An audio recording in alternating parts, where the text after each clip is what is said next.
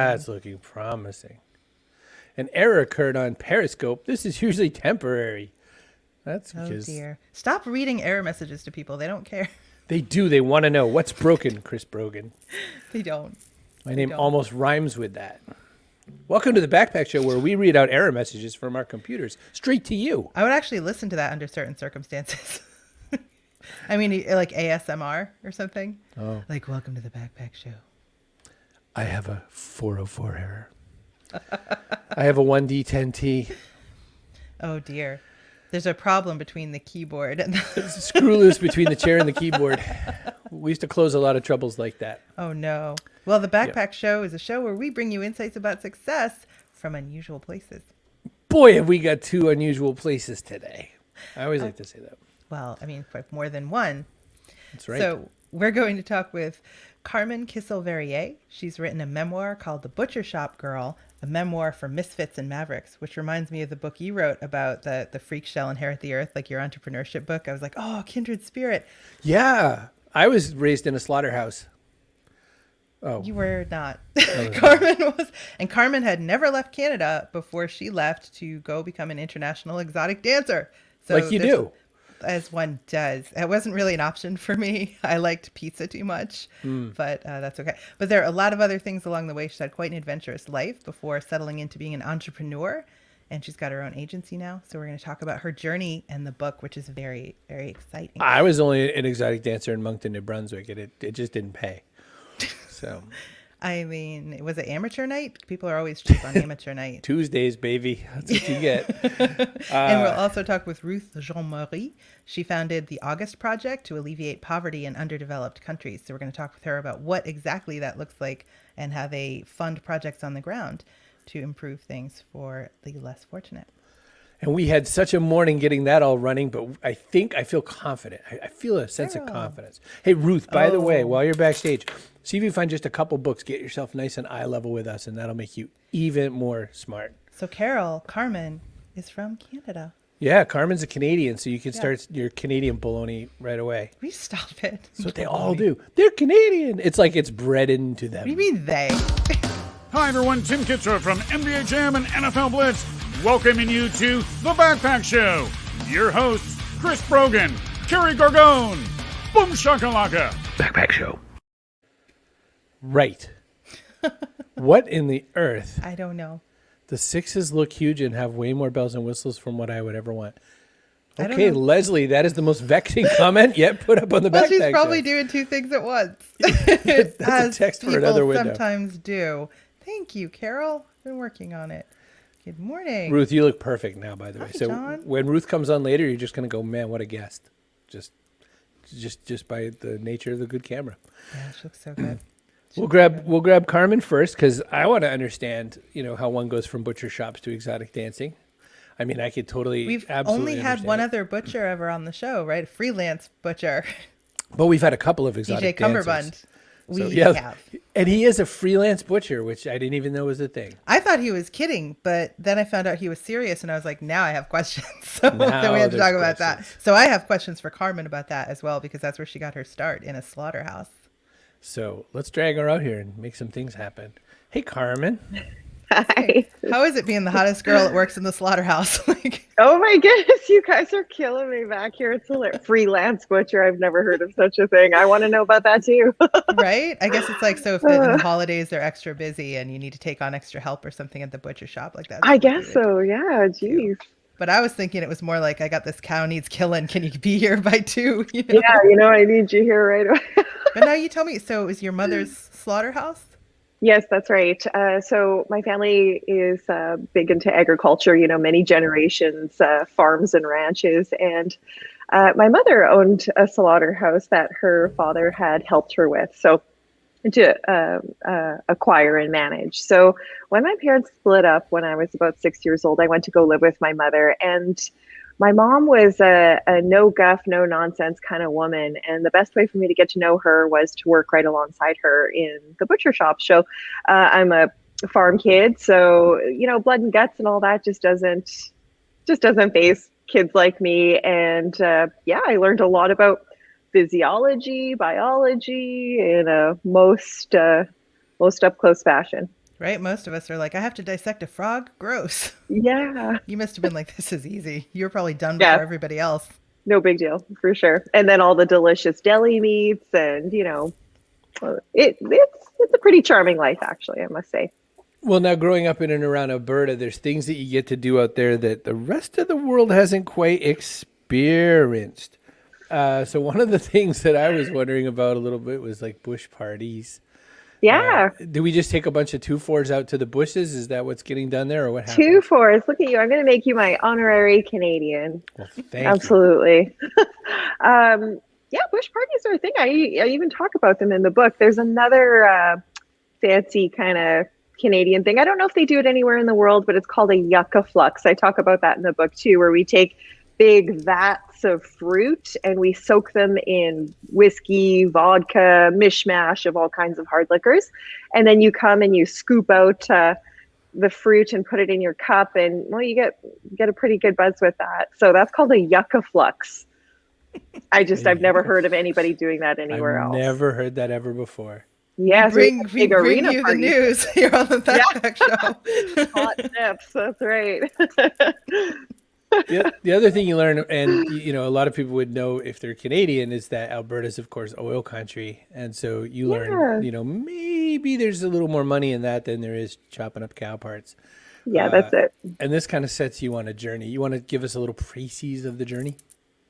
Yeah, so I didn't get along very well with my mother growing up. I just really, failed to connect with her. She was always a very hardworking, busy woman. So I was very close with my father and his family. So I spent a lot of time at their farm. And I was coming back to them at about 15 after being in my mother's care full time.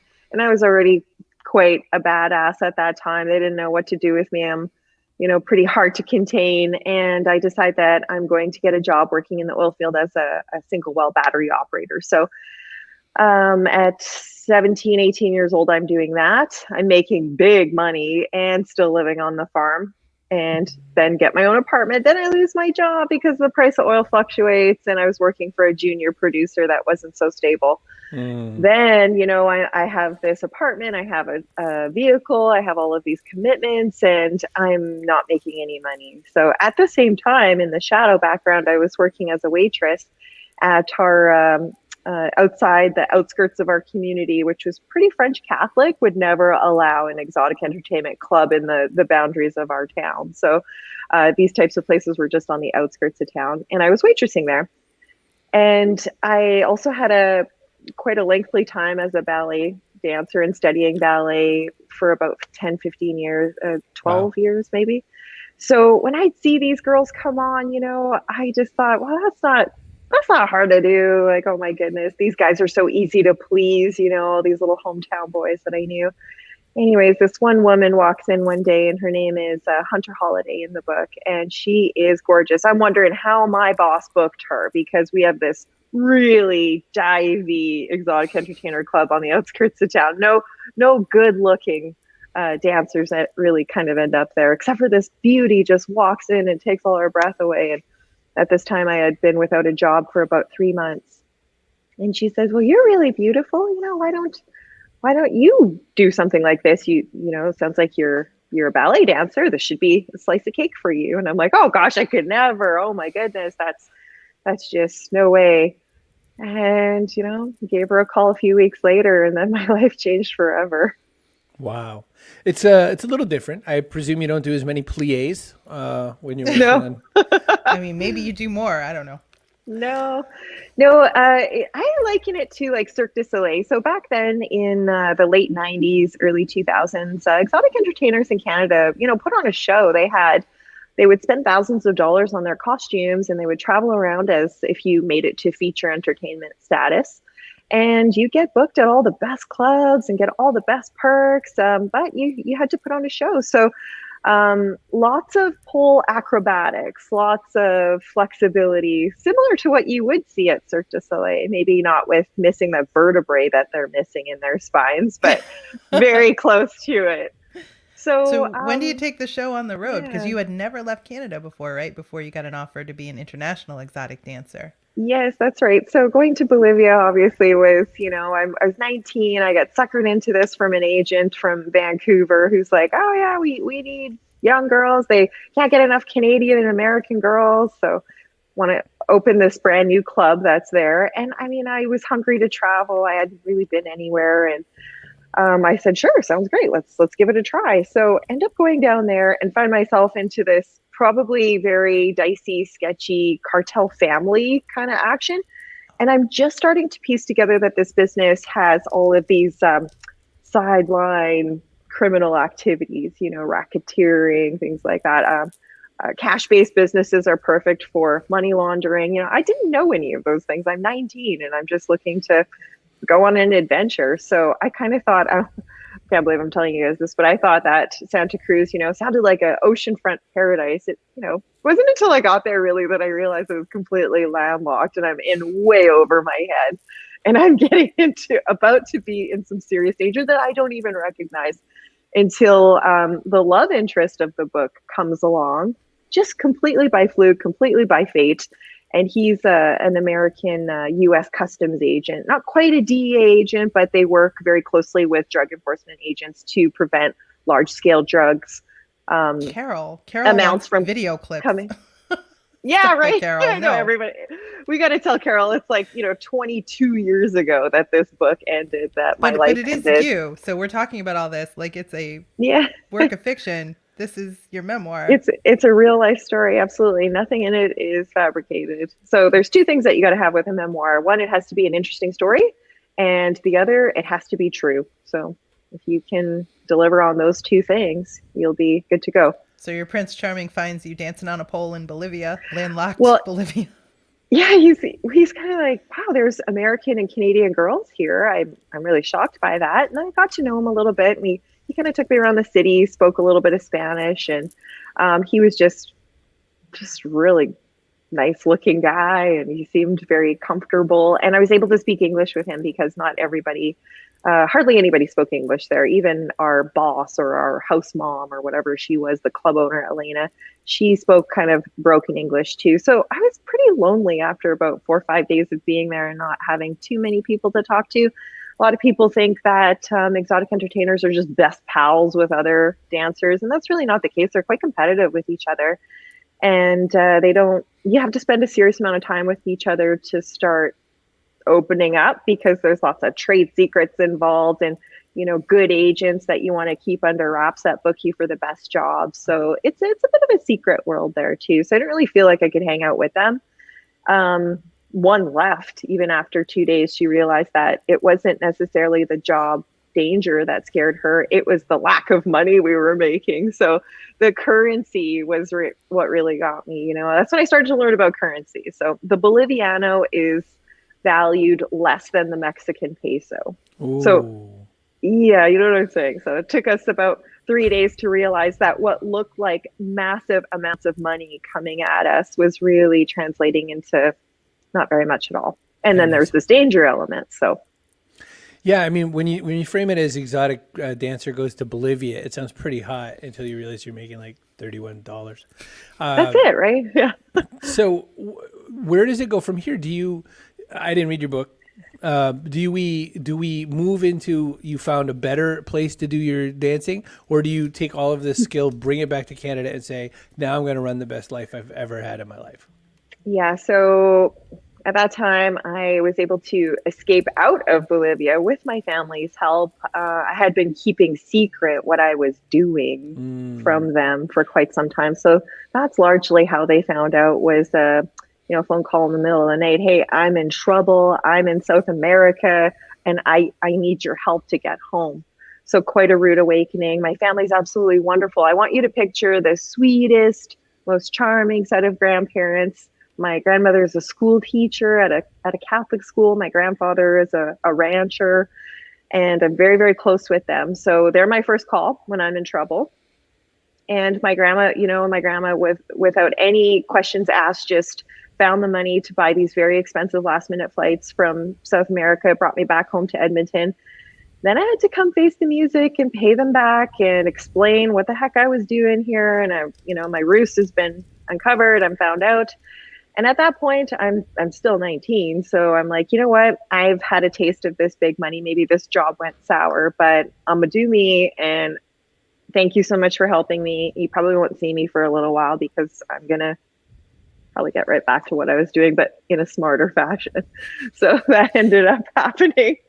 I was thinking Then you learned some stuff about entrepreneurship. Yeah, absolutely. And then, I kind of grew up with entrepreneurship. Like everybody in my family was a business owner. So at that point, I start to move out east. I think, oh no, I need to add some distance between me and my family, their disappointment, their obvious disappointment in me, and head out east. Maybe go see what it's like in Ontario. And then we arrive in Toronto. And that's when it's, everything kind of changes. Toronto is like the New York City of Canada, obviously way smaller, but that same type of feel where big ideas and cultural explosions happen together. And I was so ready for it. I couldn't wait to get right in there. Then we end up down in Niagara Falls, and I speak a lot about Toronto and Niagara Falls in my book. And in Niagara Falls, we start to realize that we're making American currency because the drinking age in Ontario is 19 and it's 21 in New York State. So obviously a lot of them young guys are heading over the border, and a lot of athletes and people who don't want to be found, right? They're heading over as well to Niagara Falls to spend their American money there. So we start making a lot of money there. Then a good friend I meet there says that she's moving to Texas, and she's got a really lucrative line at a really great club somewhere in Houston, Texas. And she says, I'm going to go get settled there first. And then if it's as good as it looks, then I'm going to bring you down too. So she calls me up 4 days later, next flight, Bush International, I'm there. And at that time, I'm starting to develop a relationship with the love interest of the man who helped rescue me from Bolivia. He lives in Florida. So we kind of pick up where we left off, and we end up having a 2-year romance, and I'm flying in between Texas and Florida. So in Florida, I'm able to keep my life my own. I'm just a regular girl, a regular girlfriend, and I'd head back to Texas to work. And then I started to learn a lot about what to do with money, and I didn't know any.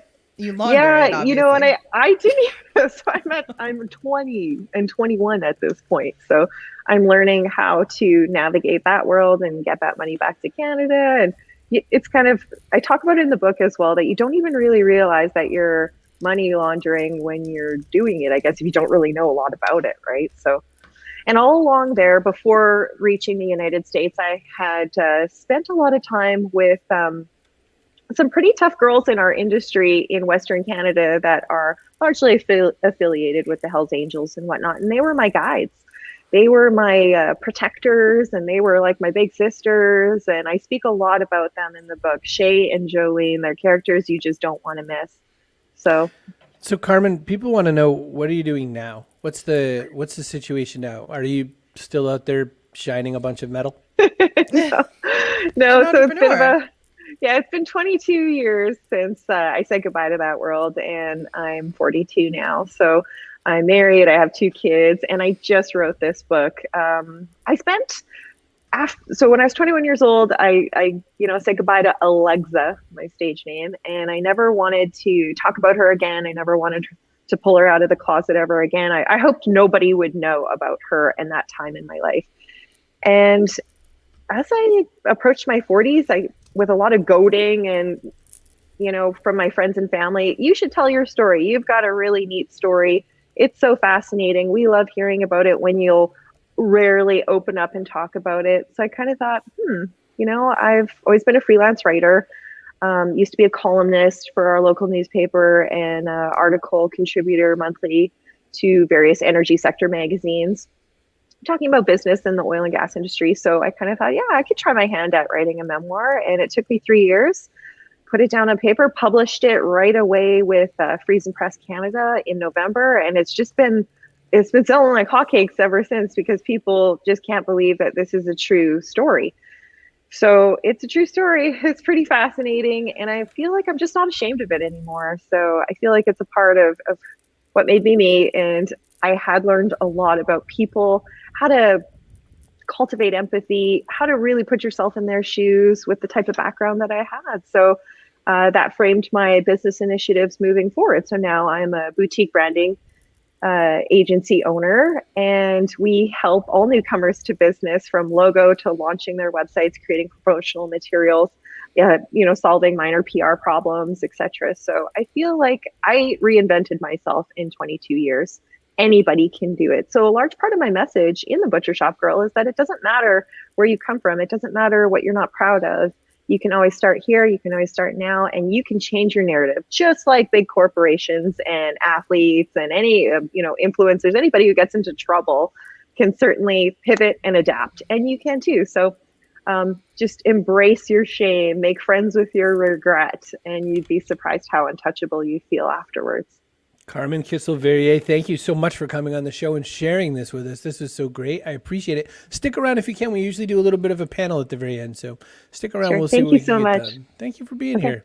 Well, so lot there. I usually like to do my ads at the beginning because I don't want you all to run away and go pee or nothing like that. You've got to see Ruth Jean-Marie. We've got so much. So quick, run pee. We're sponsored by PubSite. PubSite is a site for authors. Authors, if you've built that incredible book that you need to build, this is the fastest, easiest way to throw up an author website. A couple hours, you're done. You've got a killer site. It's free for 14 days, and after that, $19.99 US a month. Not Bolivian. It's not. We don't pay this in Bolivianos or whatever they were called. So that's how that works. You want some sausage? We've got some sausage. We are sponsored by Johnsonville for a little while longer. We're going to have our next Johnsonville Appreciation Day in a couple of weeks. So if you want Carrie to send you sausage and you can send us a video, Carrie@chrisbrogan.com. That's free sausage, baby. Meat for free. All right. We're sponsored by, a butcher would know that that's, value. cbrogan.me/StreamYard. You can make your own show just like this one, right, Carrie? Get your own former international exotic dancer. Exactly. We have a podcast live and kicking. It is sponsored on castos.com. If you want us in your ear while you're taking Max for a walk, just stick your favorite podcast app on and go find the Backpack Show. We're there. 5 or 6 episodes. Talk about how of all the people I would have expected to ask for videos of Carmen's would not have been Carol. I did not think it would be Carol Alaluth. There you go. Wanting those videos.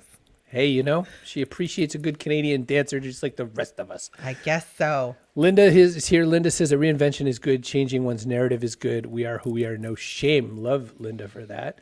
We're going to grab Ruth Jean-Marie. We have so much to ask her, and she has gone through every technical hurdle she could ever go through. But I think, let's see how it goes. Fingers crossed. We got you, Ruth. I'm here, live in color. Good morning. Yay! Ruth Jean-Marie. Thank you for joining us today.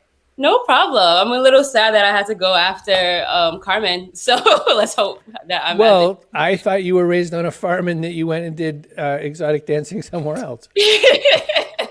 The farmlands of Brooklyn, New York. Yeah. That's right. You go down to Williamsburg where there's those artisan butchers, and then, you have to go down to, 3rd Avenue or so, and you could dance. I don't know. It's almost a great story. Let me take some notes, because I think I need to add some color to my biography once I write one. So autobiography.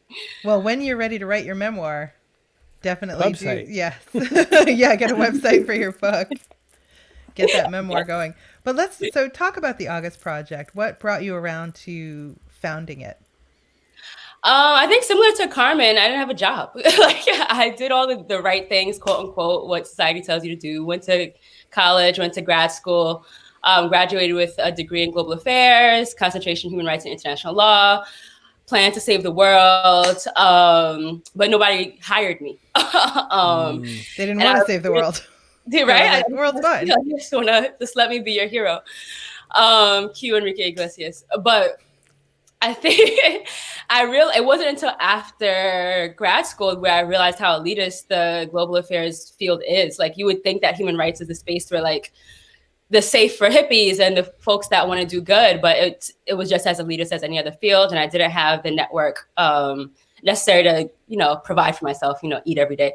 So after a brief stint of major depression, I ended up with a job at the Department of Health. But before that, I went on a trip to Martinique, and Martinique was also colonized by the French the same way Haiti was. So I served as the primary interpreter for my friends while I was there. And my friend just kind of said offhand, hey, you should do something about this, like interpreting for tourists or things of that nature. From there, and there was a series of other like not necessarily connected events that kind of just started a project. It was just a passion project. I wanted to do something for social media.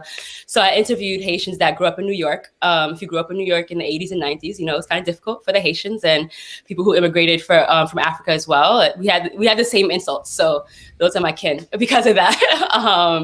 So I did this project and I took all their narratives and the pictures came out great. So instead of social media, I did a photo gallery and then we raised $1,000. I was like, oh, I can send that to Haiti.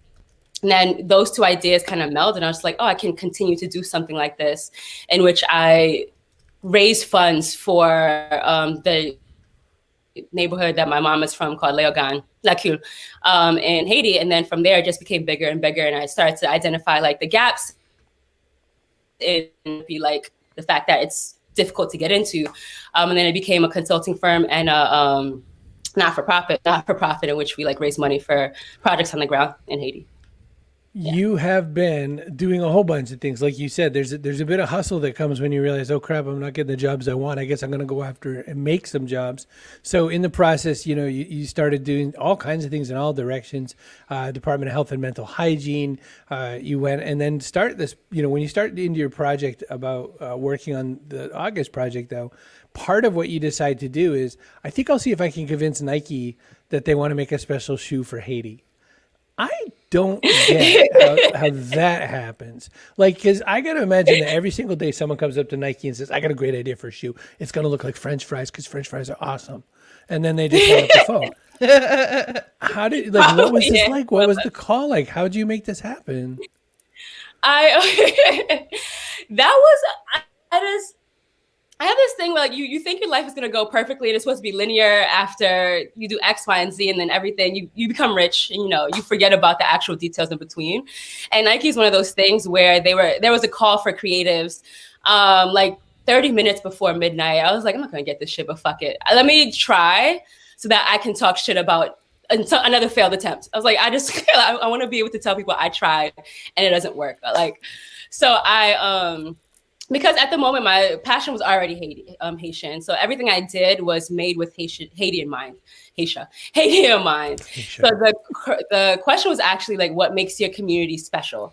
And if you know anything about Brooklyn, like we have a large population of Haitians. Like after in the 90s, we were the second largest population after the capital of Haiti, like including the city, like the cities that exist in Haiti. So I just discussed how the Haitian population in Brooklyn just brings something so special. Like we have our own parades, we have our own neighborhoods. There are schools named after our revolutionaries. There are elected officials that are from there or their parents are from there. So I just discussed that, and I like pressed submit and I like threw my phone and I went to sleep. And I just and I got depressed about having convinced myself that they would never go for like the value or worthiness of like my people or where I'm from. And of I think a little bit over 30 individuals across the country, I was chosen.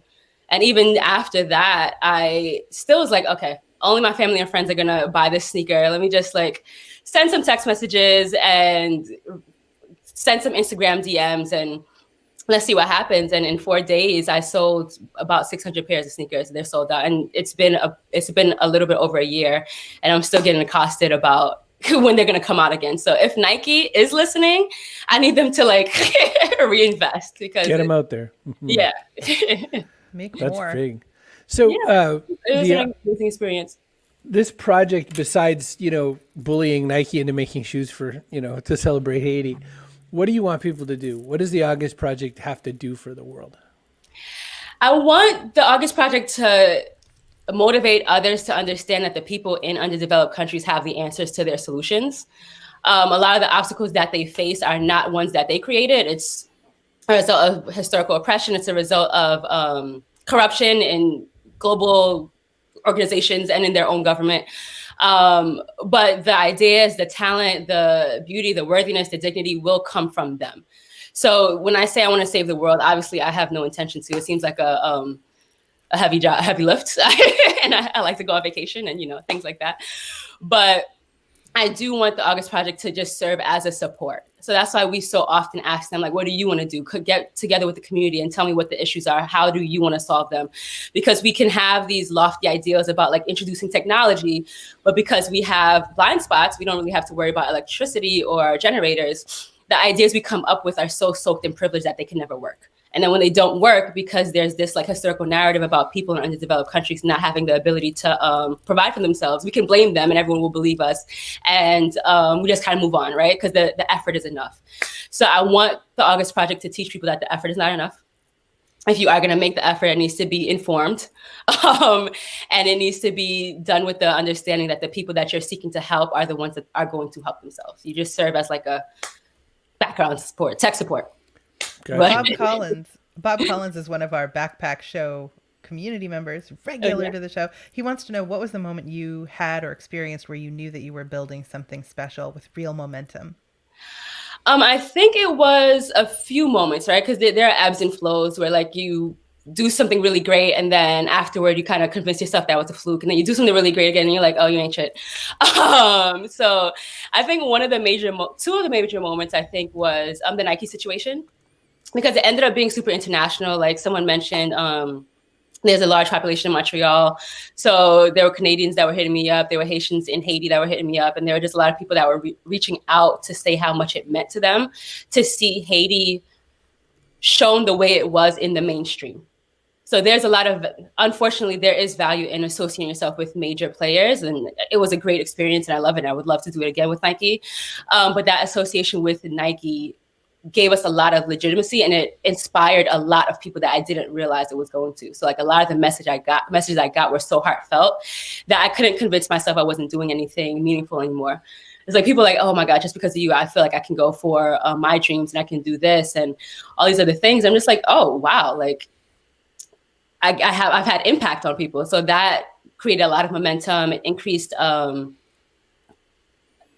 the increased amount of people that were paying attention to the work that we were doing already. And then just continuing to like make sure, I love this scroll of my, just continuing to do that work and adding the strategic partnerships to it. And right? on top of everything else, it was a really nice looking sneaker. Like I want one Thank now. I couldn't even get a pick for my mother. I was ready for payday on Friday and he sold that on Tuesday. Oof. So, and they're super comfortable. I love my pair. But I think that was one of the major moments. You got one and then you're like, sorry, Mom, you can't have one.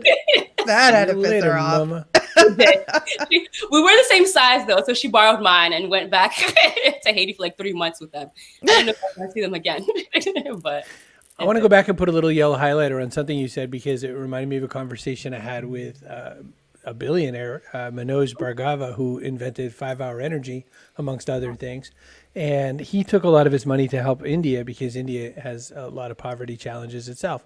One of the things he said, sort of off record, was that, and I say that because I can't remember if it was off record or not, but he said, you know, a lot of the times when people go and try to save India, they presume running water. They presume steady state power. They presume all the stuff that you would imagine living in this country that we live in while we're coming up with these ideas. So you said that as well. I'm curious to know, when you kind of help people understand how their solutions aren't going to work and all that sort of thing, how does that work? Like, how does the sit down in that meeting set, you know, like what does that feel like? It feels great. I think when you learn about human rights, you realize that they're not universal, even though there is a universal declaration of human rights. But when you see which countries privilege certain things, you realize that different people have different values. So while we, like more Western countries, would be like, oh, philosophy, the ability to think freely and interact and interchange, a lot of other countries are just kind of like, I want to eat every day. And that's what I can do. Like that's their luxury, right?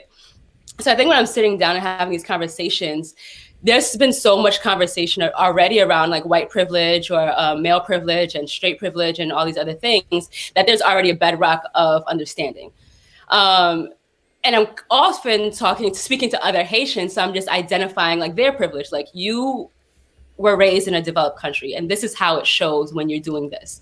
When you're sending remittances back or you're sending clothes back, you're undoing the work that people are doing there already. Like, there are tailors in Haiti that don't have a job anymore because you keep sending your old clothes back. There's a sustainability issue because you're like just saying like, this is enough.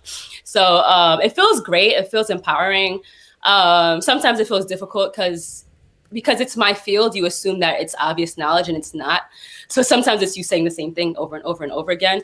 But I feel like a lot of people have been receptive because there's already been this social justice movement to say like, these are your blind spots, these are your privilege. And I can just like build upon that, especially with groups that are already underprivileged. Just kind of like, oh, I guess I am doing that. I am going to a country and just handing out money and then leaving without creating like some actual infrastructure around access to money. So it's interesting. It's a good place to be, I would say. Yeah. What kind of projects are happening on the ground there now? Like what's executing over there right now? Or are you in between the projects, or what's happening? So both. So we were supposed to launch 3 major projects in 2020. Did not happen. None of it happened. We were supposed to, the gallery project that I mentioned earlier, I want to build it out into a coffee table book. I think photos, especially of just regular everyday life, has the value of like humanizing groups of people.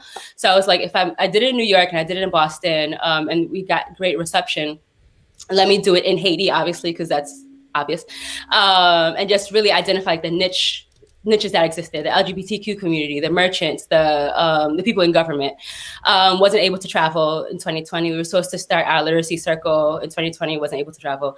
We were supposed to start our innovation workshops, in which it's just like basically a brainstorming group where we provide food, but we get to be the fly on the wall of their conversations and see what they wanted to do, and how they sought to solve their problems. Didn't happen. So all the major things that we wanted to happen didn't. But right now we're in the throes of raising money for an economy challenge. So we're investing in 3 entrepreneurs. We're partnered with the Haitian American Caucus and Hope for Haiti to raise up to $18,000 to give in, to invest in entrepreneurs in Haiti. And 100% of the money goes to them and their ideas and their pitches. So the pitch competition is April 24th. It'll be live on Facebook. They'll be able, everything that we believe in as an organization is happening through this project. So I'm grateful to be able to be in partnership with those organizations and give away some money. not even in giving away, you're investing in their ideas and thoughts. So you didn't explain to us earlier that one of your side hustles is evidently modeling. Holy cannoli here. You have quite an interesting and engaged Instagram. There's a lot. Do I have to yellow card you? You don't have to yellow card me. All I said is, I'm going to do it. Boom shakalaka. Yellow card, Brogan. And Brogan is going down like a bag of hammers tonight. I like that one. Well, every time. Like, you got to say something about like how they look. You don't. I don't think it's, I don't know. We had Horacio Garcia Rojas on. He was very nice to look at. Did I mention it? No. I did. Well, that's different. You were having He's a good bromance looking. What can you say? with him.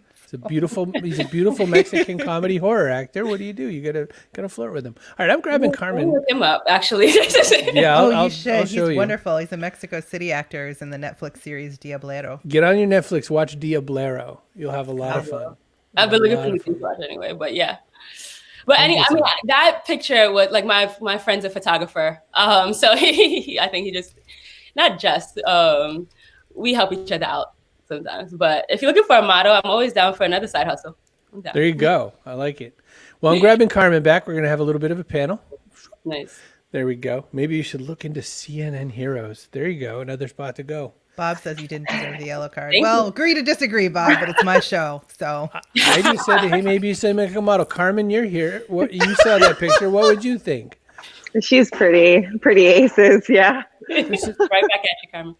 There's a certain modeling verve to these pictures, though. Excuse me. No one poses like that normally in their idiot Instagram photos. Can you recreate that, Chris? I want to see your Instagram like getting a lot better after this. I would like you to too, actually. Yeah, right? Let's go. Let's get somebody to take those pictures. Like we'll pay your kids. Okay. I'll show you.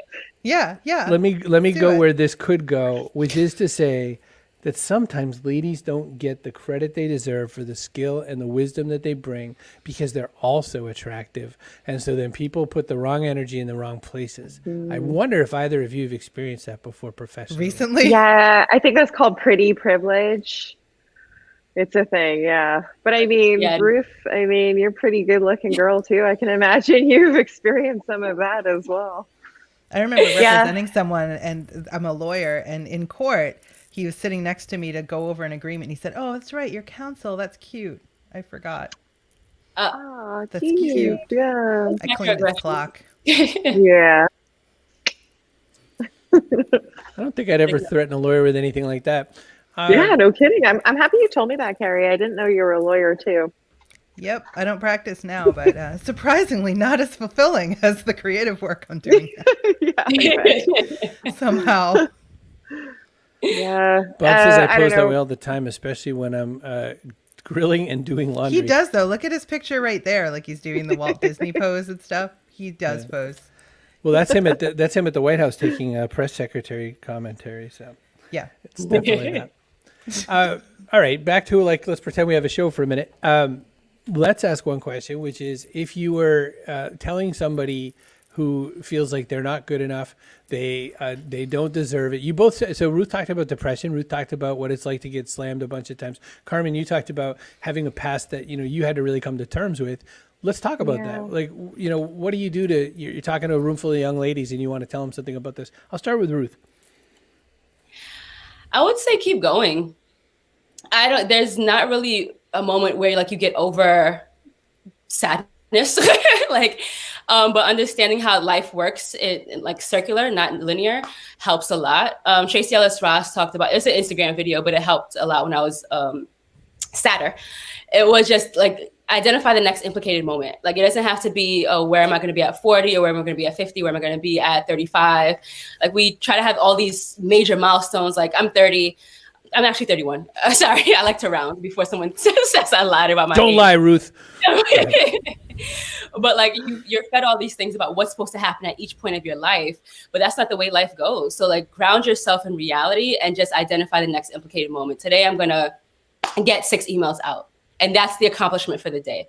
Everything isn't these huge obstacles you overcome. So you just keep going and you just do the next implicated thing. And when the joy comes, ride it. And when the sadness comes, experience it. But things will work out. Carmen. Absolutely. Yes, I agree with Jean. With Ruth, you have to sit with your feelings. That's important. So my biggest tip, we talk a lot about confidence and cultivating real confidence, but really the best way to get it is to accept your flaws. As soon as you accept your flaws, nobody can use them against you. And it's incredibly empowering. So George Martin says that quote, once you accept your flaws, no one can weaponize them against you. I really, really believe that's true because you become so untouchable. There's nothing that anybody can say to you once you've sat with your own shame and your own regret. And we all have it. We all have things that we're not proud of. So I feel like encouraging people to embrace themselves fully and completely by sitting with that discomfort. Sit with that discomfort. It'll pass. It's just your ego trying to push you out of the way so that it can take center stage. But if you just grab control of your own ego, man, there's nothing you can do. You can't do afterwards. So, yeah. I love it. Yeah. Absolutely. Agree. Agree. Into it. Confidence, says Linda, isn't knowing if people will like you or your work. It's knowing you'll be okay if they don't. Absolutely. Good one. Yeah, I Wow. mean, you're not going to be everybody's cup of tea, and that's fine. You really can't be. Yeah. So. Or what other people think of you is none of your business. One of my faves. Yeah, Love I think it. take hold of who you are and what you have. This is mine. Even y'all are talking about my looks now, but I had braces. I had a bang for a long time because I didn't like my forehead. There was a lot going into this. And one day I really had to be you know what? If I'm ugly, it's my ugly. It belongs to me. And I have ownership of everything that I was. And there's no one else in the world that has every single thing that I have overlapping. Even my brother and my sister, they don't look like me. They're not my age. They can't offer what I offer. And that has helped a lot in terms of confidence. And then, I took the braces off and things got better. There we go. It gets better. Those videos. Oh, my brother was a bronze god in high school, a lifeguard with blonde hair, and he was basically perfect. And I had glasses and was all messed up and pasty faced. I was really bookish, and so now he's lost all his hair, and I'm that's what's up. It's a big trade. Hey, guess what time it is? Oh, and here's our person of the day. Kaboom! You can't not give it to Linda Lepecki. I mean, look at that. There's nothing better. Yay! That's it. It's covered. You're handled. And then Deanna came. Hi, Deanna. We should start the show over now that you're here. Glad to have you here. I don't know what you keep doing, getting clients at this time of day. You should know at this point. It's not the way to go. Right. Listen, we have one last question we ask every single guest that's ever been on the show. So people like Sir Mix-a-Lot, people like Ariel Helvetica, our burlesque friend, all of the people that we've had on the show, Sister Anne Flanagan from the Daughters of St. Paul, have all answered one important question. What goes in your backpack? And this question involves the idea of either something physical, something metaphorical. So Freelance Butcher, DJ Cummerbund, when asked what goes in your backpack, said what? An extra set of teeth. You know, because you never know when you're going to need an extra set of teeth. Horacio Garcia Rojas said about a metaphorical thing. Pride. Like pride in where you come from. Like Alberta. Someone out there has to have Alberta pride. If only there was someone watching. And good vibes. I like good vibes. So, yeah, Deanna says do over. Okay, we'll start again. Yeah, well, give me a minute. Oh, there it is. I was looking for this one. Yes, thank you. Canadian pride. So, Carmen Kissel-Verrier, what goes in the backpack? So it's just one thing? Just one. No weird Just framework. one thing. No collection of the fridge. You know, honestly, I would have to. I'd have to pick my husband. He's got to go in there. He's like my favorite person. We spend so much time together. He just gets me. But if it was two things, it would be my husband plus tweezers. Oh, okay. You never know when you need some tweezers. It's still Bob's favorite. That's a great answer. It's a weird. I mean, you haven't heard both their answers yet, so wait. You maybe. All right. Well, Kate had a meeting and it was a spiritual one, so I guess we can accept that answer, Kate. Okay, so Colgan. Oh, because I gave her. Yeah. Welcome. Well, she said good morning, and we're minutes from ending, and I was just like, "What, Kate? Yeah, but she was very important work." All right, Ruth, it's your turn, Ruth Jean-Marie. What goes in the backpack? Jeez, I have a few things also, but I'll stay within the rules, even though I don't like rules or frameworks, pre-existing frameworks. I'm gonna say a bomb-ass playlist, just one that'll get you, like, pick you up, or sometimes let you ride that wave of whatever you're feeling. So a good playlist. He has a really good playlist. Yes. It makes me wonder what hers is, though, but I feel like I would probably go with his. So, are Nancy the tweezers from Scotland says you're both very interesting. Deanna asks, are the tweezers for chin hair? Yeah, I'm in my 40s. Like, you get one in there and you're like, oh, how did I not see this? How long have I been walking around with that? That's one great thing about travel is you're like travel not being a thing. You're not under those horrible airplane lights anymore. So yeah, that's it. No one's gonna notice. We're all gonna be safe. Right. I just get one also, actually, to be honest. So I'm just like, right.